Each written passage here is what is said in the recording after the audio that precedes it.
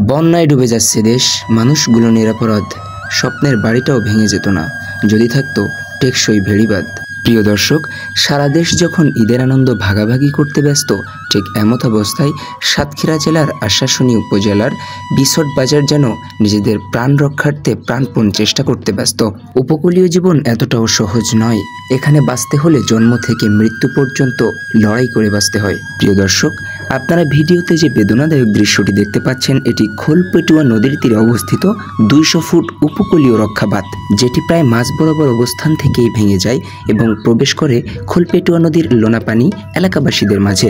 এবং এই পানি প্রবেশের ফলে এলাকাবাসীদের পাশাপাশি ক্ষতিগ্রস্ত হয় মৎস্যজীবী, কৃষিজীবী এবং দৈনন্দিন জীবিকা নির্বাহ করা প্রত্যেকটি ব্যক্তি। শুধু তাই নয়, এই পানি প্রবেশের ফলে ক্ষতিগ্রস্ত হয় অসংখ্য মানুষের বসতবাড়ি, গবাদি পশু, পুকুর সহ বিভিন্ন বাহারি রকমের ফল ফলাদির গাছ।